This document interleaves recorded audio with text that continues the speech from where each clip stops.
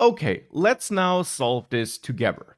We want to add a couple of API routes here so that we can have our own server-side logic which is detached from rendering pages. And you learned how that works. In the pages folder, you add that special API folder which has to be called API. And in there, you can now again create any file and folder structure of your choice to define the different API routes and the paths leading to those routes you want to use.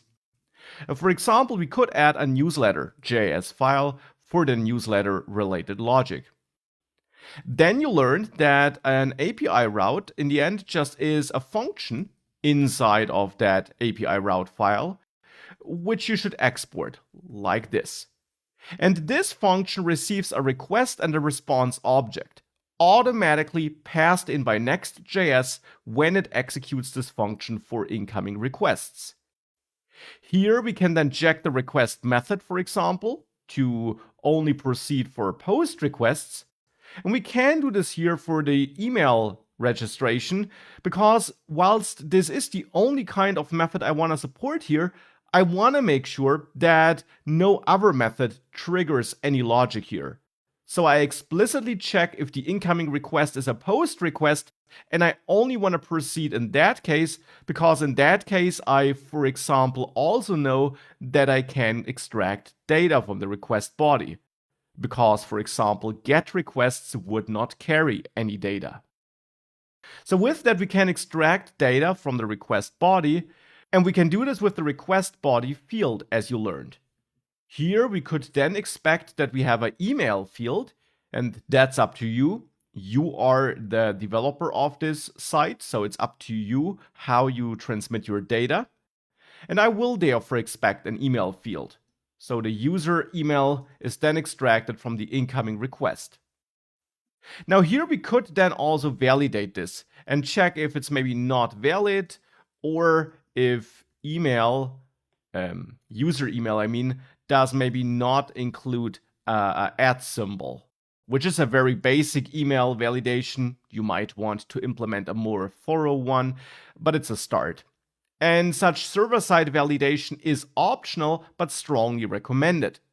Because even if you add validation and checks in your front-end code, those validation steps can always be circumvented. After all your front-end code is exposed to your users, so they could also manipulate it. So you shouldn't rely on front-end validation. Front-end validation is always just a convenience feature for your users. Instead, to really make sure that you get valid data and that you work with valid data, you should validate in your API route, because this code can't be viewed or changed by your users. Now, for this task here, it's optional. I did not tell you to add such validation. So if you did not do that, that's totally fine. I just want to bring it up here because it is important to be aware of the role server-side validation plays. Now here we could then return to cancel the further function execution if we make it in here. So if we have invalid data, and we could return a response with a status code of 422, which is a status code signaling that the user input was bad, and then maybe set a message of invalid email address, something like this. And we would send this response back to the user if the input is invalid. And thereafter I return to cancel the function execution, because I will add more code after this if check, and I don't want to execute that code if we have invalid input, hence the return statement. Now, if we do make it past this if block though, we know that we do have a valid user input, and then we could store it in a database or anything like that. For the moment, we'll not do this. For the moment, I'll just console log that user email. And that is now a first API route as we could write it. An API route for extracting an incoming email address. Now we want to send a request to this API route. And we want to do that from inside the components input folder, from inside the newsletter registration file. Here we have the registration handler, which is triggered when the form is submitted. And here I am preventing the browser default then to avoid that the page is reloaded. Now we could also validate the user input here and show an error message if it is invalid.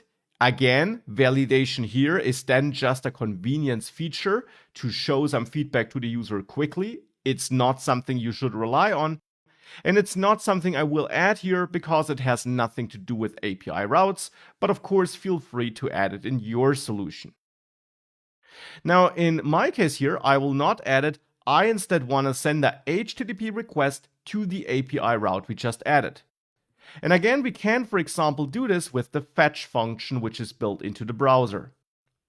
Now for the URL, you learned that the API route is hosted by the same server as our pages are sent back from, so it's the same domain. And hence we can just construct an absolute path to the API route with /API/newsletter in this case. /newsletter because I named my API route file newsletter. If you named it differently, you have to use a different identifier here in your URL. Now we want to send a post request because we need to add some data to the outgoing request. And hence here I'll add this configuration object to fetch, where we can set method to post and then add a body. Now speaking of that body, we need to get access to the input value here. And there are two main ways of doing that. We can add state and update the state with every keystroke, or we use a ref, and I'll do the latter since I only need access to the input once when the form is submitted. So for this I'll use useRef, which we need to import from React. We can create our email input ref here like this, and then connect it to the input element by adding the special ref prop and pointing at email input ref like that. Now this is connected, and now here we can extract our entered email inside of this registration handler. We can get the entered email by reaching out to the email input ref .current, because that's how refs work, .value to get the currently entered value. And that's then what I want to send to the backend. Now we need to send our data as JSON data here. So I'll call JSON stringify, and I'll pass in an object where I set an email property to entered email. And this should be an email property because in the API route, I'm extracting an email property on my body. So I'm looking for an email property in my body. So if you chose a different identifier here for extracting the data, you also need to choose a different property when you send the data. I'm using email, so I'm using it in both places. And then last but not least, I'll add headers and set a special content type header like this, and set this to application JSON to make the API routes aware of the type of data my request body will carry. And that will be JSON data because I convert my data to JSON with JSON stringify. So this sends a request to the API route, and now we can of course handle the response and then the response data if we want to. So here I'll just get access to the response data by calling the JSON method. And then here we can console log the data to just console log the response. And speaking of the response, there's one thing missing in the API route. I do send a response here if we have an invalid email address, but we should absolutely also send a response if we have a valid one. So in this scenario, after console logging the entered email, I'll send a response with a status code of 201, which means success, a resource was added, so the email was stored. And then we can, send back any kind of data, like for example, a JSON object. So a JavaScript object converted to JSON with help of that JSON method, where we add a message property where we could say signed up, anything like this.